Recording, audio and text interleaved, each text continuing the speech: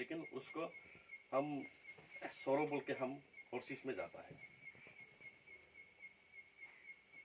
तो इसलिए खास करके हमारा इधर में बजने वाला जितना है, एक आदमी हो दो आदमी हो, हम लोग खुशी खुशी हमें जाके कोशिश करना है। जब शेयरिंग होने से भी, नहीं जानने से भी एक दो बोलना है, ताकि बोलने से उसको भी एक तो मतलब आदमी के सामने कैसे बात करना है थोड़ा एक्सरसाइज हो जाता है। जैसे कि हम शुरू गिरजा का अंदर में तान टू दिया था, हम लोग ऐसा बात नहीं, हम लोग तो 100,000 का सामने भी हम लोग बात कर सकता है और कुछ करता है, क्या हुआ है सब कुछ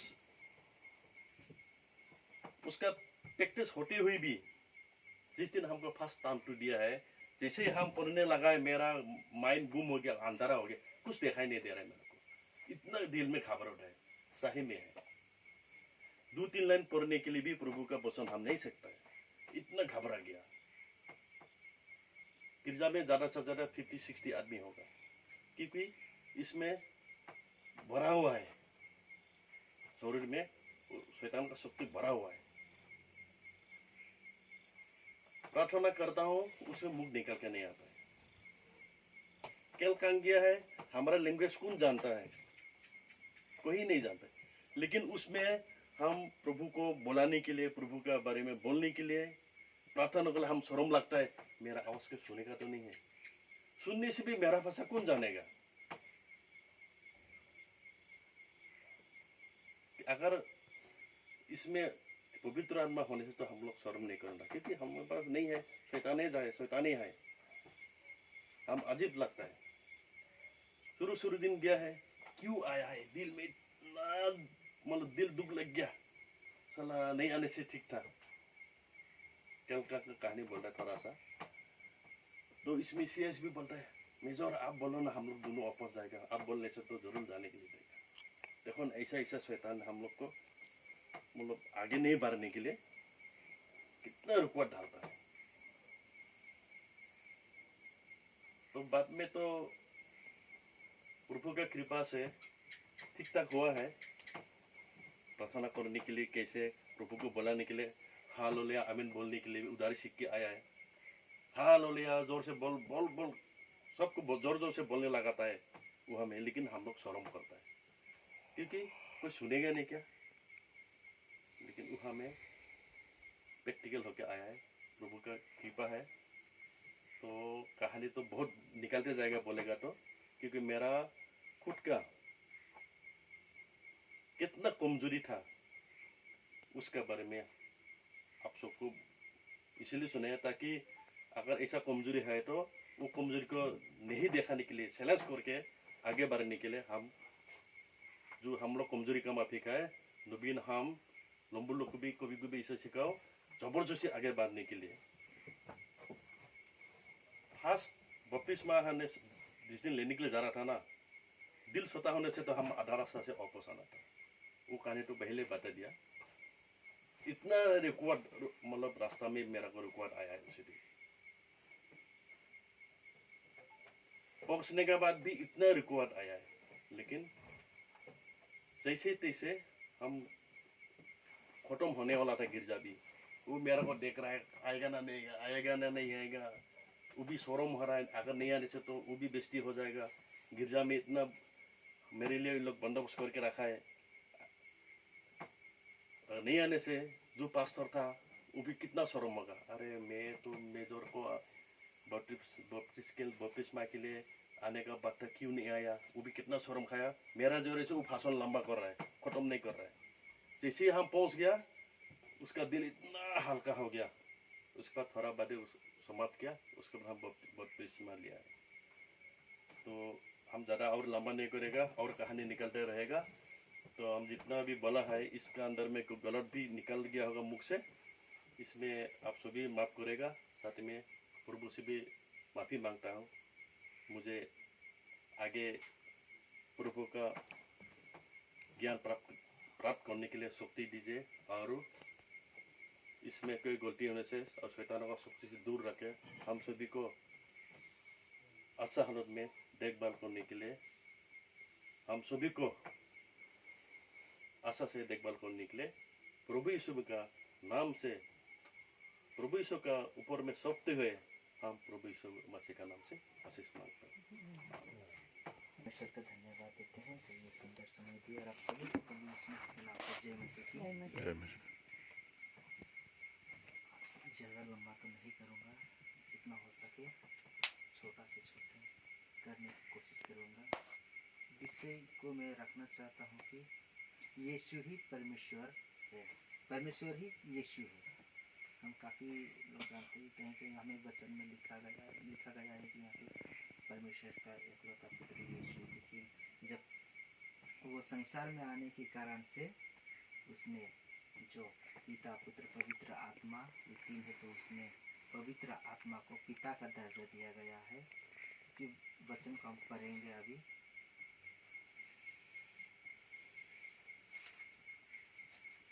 यूहन्ना रचित सुसमाचार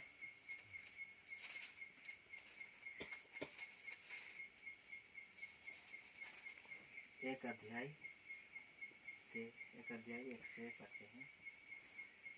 आदि में वचन था और वचन परमेश्वर के साथ था और वचन परमेश्वर था। ये वचन पढ़े जाने पर परमेश्वर सबको आशीष करे। प्रार्थना करते हैं। जीवित दयालु पिता परमेश्वर प्रभु जी, हम फिर से आपको सर झुका के धन्यवाद देते हैं प्रभु, क्योंकि आप धन्यवाद की ओर प्रभु प्रार्थना करते हैं। इस समय पिता इस प्रोग्राम में पिता हम सब उपस्थित हुए हैं पिता, विश्वास करते हैं कि इस समय पिता आप हमारे बीच में हो प्रभु। प्रार्थना करते हैं ताकि हम जितने लोग पिता हम थोड़े क्यों ना प्रभु आपकी महिमा करने के लिए यहाँ पर एकत्रित हुए हैं पिता, आप हम सभी को आशीष करें प्रभु, ताकि पिता हम अच्छी तरीके से इसी तरह प्रभु हम आपकी महिमा आपकी आराधना कर सकें प्रभु। तो प्रार्थना करते हैं दिन भर के जीवन को आपके हाथ में सौंपे थे, अपने अगुवाई की, और रात भर के जीवन को भी प्रभु जी हम आपके हाथ में सौंपते हैं, अगुवाई कीजिए ताकि कल सुबह फिर से प्रभु हम आपको धन्यवाद दे सके। सारा आदर और महिमा आपको देते हैं, मांगते प्रभु यीशु के नाम से। यहाँ पर जो वचन लिखा गया, आदि में वचन था, वचन और परमेश्वर, वचन परमेश्वर के साथ था और वचन परमेश्वर था। इसको अगर हम पढ़ेंगे कि आदि में वचन था, क्योंकि अगर वचन को अगर हम यीशु करके पढ़ेंगे कि आदि में यीशु था और यीशु परमेश्वर के साथ था और यीशु परमेश्वर था, ऐसे अगर हम पढ़ेंगे तो पूरा हमें पता चलता है कि परमेश्वर ही यीशु है। और अगर हम पढ़ेंगे 1 अध्याय 14 पद में पढ़ेंगे तो यहाँ पर पूरा क्लियर से लिखा गया है कि और वचन देहधारी हुआ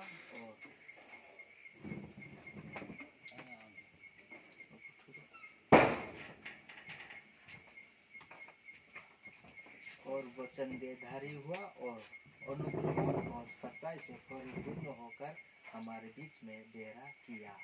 ये वचन हमें पूरा स्पष्ट करता है कि परमेश्वर ही यीशु है। और अगर हम पढ़ेंगे जब 8 अध्याय अगर 56 पद में पढ़ेंगे तो यहाँ पर यीशु मसीह ने क्या कहा है, तुम्हारा पिता अब्राहम मेरा दिन की आशा से बहुत मगन था और उसने देखा और आनंद किया। देखिए तो अगर हम ये वचन को अगर देखेंगे तो क्या लिखा गया है, यीशु मसीह कहता है तुम्हारा पिता अब्राहम मुझे देखने के लिए, मेरे इस दिन को देखने के लिए वो बहुत मगन था, वो आनंद था और उसने देखा भी। तब अगर नीचे पढ़ेंगे तो क्या लिखा है यहाँ पे, यहूदियों ने उससे कहा अब तक तू 50 वर्ष का भी नहीं, फिर भी तूने अब्राहम को देखा है। यहूदी ये सवाल हम भी कर सकते हैं, अगर हम उनके जगह होते तो ये सवाल हम भी कर सकते थे। इसलिए यहूदियों ने कहा कि अभी तो तू 50 वर्ष का भी नहीं था, ये 33 वर्ष में वो मारा गया। तो यहूदियों ने कहा अभी तो तू 50 वर्ष का भी नहीं था, फिर भी तूने अब्राहम को देखा। और यीशु मसीह से कहीं साल पुराना अब्राहम था। तो इसी से हमें पता चलता है कि यीशु ने क्या कहा, यीशु ने उससे कहा मैं तुमसे सच सच कहता हूँ कि पहले उसके कि अब्राहम उत्पन्न हुआ मैं हूँ। देखिए इसमें पूरा हमें पता चलता है कि परमेश्वर ही यीशु है। यीशु ही परमेश्वर, मैं हूँ शब्द बाइबल में सिर्फ हम दो व्यक्ति ने लिया गया, यीशु मसीह परमेश्वर, और किसी ने नहीं लिया मैं हूँ शब्द। और मैं हूँ शब्द अगर हम देखेंगे तो ऐसे तो परमेश्वर के नाम हम बाइबल में कहीं पाते हैं, बहुत है, लेकिन अगर देखेंगे तो मैं हूँ ये भी एक परमेश्वर का नाम है। मैं हूँ जो है, अगर हम पढ़ेंगे निर्गमन के पुस्तक 3 अध्याय 13 पद को पढ़ेंगे, 13 से। मूसा ने परमेश्वर से कहा, जब मैं इज़राइल के पास जाकर उनसे कहूँ, तुम्हारा पितरों के परमेश्वर ने मुझे तुम्हारे पास भेजा है, तब यदि वे मुझसे पूछे उसका नाम क्या है, तब मैं उनको क्या बताऊं। परमेश्वर ने जब मूसा को इज़राइल के पास इज़राइलियों को लाने के लिए भेजता है, तब मूसा ये सवाल कहता है कि जिसने तुम्हें यहाँ पर भेजा है उसका नाम क्या है, तो मैं क्या कहूँ। मूसा ने कहा, तब परमेश्वर ने क्या कहा, परमेश्वर ने मूसा से कहा, मैं जो हूँ सो हूँ। फिर उसने कहा, तू इज़राइल से ये कहना, जिसका नाम मैं हूँ है, जिसका नाम मैं हूँ है। और बाइबल में अगर नया नियम में हम पढ़ेंगे तो वहाँ पर परमेश्वर यीशु मसीह ने बहुत बार कहा है कि अच्छा चरवाहा मैं हूँ, जगत की ज्योति में हूँ, मार्ग का सत्य जीवन में हूँ। ये मैं हूँ सबसे यीशु मसीह ने इस्तेमाल किया। इसी में हम पता चलते हैं कि यीशु ही परमेश्वर है, और वही परमेश्वर देहधारी भी हुआ, जो देहधारी मतलब मनुष्य परमेश्वर जो देह रूप धारण किया। अभी चुपचाप रहिए थोड़ा। उसने देह रूप धारण किया ताकि मनुष्य बनकर वो पृथ्वी पर आया। परमेश्वर जब मनुष्य बनकर पृथ्वी पर आया, मूसा परमेश्वर से कहता है कि उत्पत्ति निर्गमन के पुस्तक में मूसा परमेश्वर से कहता है, जब परमेश्वर मूसा का दर्शन देता है तब मूसा कहता है, परमेश्वर मैं तुझे देखना चाहता हूँ। तब परमेश्वर कहता है, मनुष्य अगर मेरा ये रूप देखे तो वो जीवित ना रहेगा। इसीलिए उसने इब्रानियों की पुस्तक उसके इब्रानियों किसके अगर हम पढ़ेंगे 10 अध्याय 10 के 5 को अगर हम पढ़ेंगे तो वहाँ पर हम 5 अध्याय 10 पद में पढ़ेंगे तो वहाँ पर क्या लिखा है कि मेरे लिए एक देह तैयार की जाए, मेरे लिए एक देह तैयार की जाए ताकि मैं देह में प्रवेश कर संसार में जाऊं। तो यीशु मसीह का देह को तैयार की गया है ताकि परमेश्वर उस देह में प्रवेश करे, उस देह में प्रवेश कर कर इस पृथ्वी पर आए। और इस पृथ्वी पर आने के लिए जब हम आकाश बंद था, जब मनुष्यों के पाप के कारण से ये आकाश बंद था, परमेश्वर स्वयं आ नहीं पाए, इसलिए उसने कुमारी मैरी के गर्भ में उसने प्रवेश किया, वहां से वो जन्म लेकर आया, क्योंकि मनुष्य बनकर आया। क्योंकि एक मनुष्य के द्वारा जब पाप जगत में आया तो एक मनुष्य के द्वारा उद्धार भी आया। और देखिए बाइबल में क्या है, पुराना नियम में क्या पाते हैं कि जब उत्पत्ति के जब हवा के द्वारा आदम शैतान के द्वारा हवा ने फल खाया, हवा को बहकाया गया और हवा के द्वारा आदम ने खाया। एक हवा जो उसकी पत्नी के द्वारा, सोचिए उसकी पत्नी के द्वारा पाप जगत में आया, लेकिन उस एक कन्या के द्वारा अगर पाप जगत में आया तो एक कन्या के द्वारा उद्धार करता भी आया। एक कन्या ने उसके पति को फल खिलाया तो पाप जगत में भर गया, इसीलिए परमेश्वर के एक कन्या के द्वारा आना पड़ा, एक कन्या के द्वारा आना पड़ा, क्योंकि आकाश बंद था, वो आ नहीं पा रहा था, इसलिए उसने कुमारी कन्या के गर्भ में प्रवेश किया और संसार में उसने कदम रखा। हमें मनुष्य के बीच में वो रहा, लेकिन मनुष्य ने उसे नहीं पहचाना, क्योंकि स्वयं परमेश्वर है, इसलिए नहीं पहचाना। क्योंकि हम भी उनके सामने अगर होते तो शायद हम भी नहीं पहचानता था। कौन विश्वास करेगा कि यही परमेश्वर है? कोई विश्वास नहीं करेगा। लेकिन हमें विश्वास करने के लिए ये हमें पुस्तक दिया गया है। हम जितने भी हम मसीह लोग हैं, विश्वासी लोग हैं, हमें ये पुस्तक दिया गया है ताकि हम विश्वास करें। क्योंकि अगर हम यीशु के 2000 साल पहले तो हम नहीं थे, इसीलिए हमें ये पुस्तक दिया गया है। पता है परमेश्वर को पता है कि आने वाला ऐसा समय आएगा ताकि कोई उन पर विश्वास नहीं करेगा, इसीलिए एक पुस्तक लिखा जाएगा। इसलिए अपने चेलों को उसने कहा लिखने के लिए और उन्होंने लिखा। और जब इंडिया में जब सुसमाचार पहुंचाया गया था थॉमस के द्वारा, इंडिया में सुसमाचार पहला उसके द्वारा पहुंचाया गया था। और जब उसे पता है कि जब उनके अगर हम सब पढ़ेंगे तो पुस्तक भी पढ़ा था, जब थॉमस के जब मृत्यु होता है हमारे भारत देश में, उसके बाद बाहर से लोग आए, उनकी जो उसे दफनाया गया था और उनके हड्डियाँ तक ले गया गया, उसकी हड्डियाँ तक ले गया गया। और यही थॉमस जब अगर हम एक पुस्तक तो मैंने पढ़ा था कि वहाँ क्या लिखा था कि जब थॉमस जब भारत देश में आया था, आने के बाद वो एक मिस्त्री भी था, अच्छे काम करता था, वो एक मिस्त्री था। तो उसे एक राजा ने उसे घर बनाने के लिए कॉन्ट्रैक्ट दिया गया था, उसे पैसा दिया गया था कॉन्ट्रैक्ट। तो उसने क्या किया, वो घर को वो उसने नहीं बनाया बल्कि गरीबों में उसने पैसा को दान कर दिया। उसके बाद राजा ने देखा कि आके घर तो नहीं है, क्या हुआ, तो उसने थॉमस को जेल में डाला।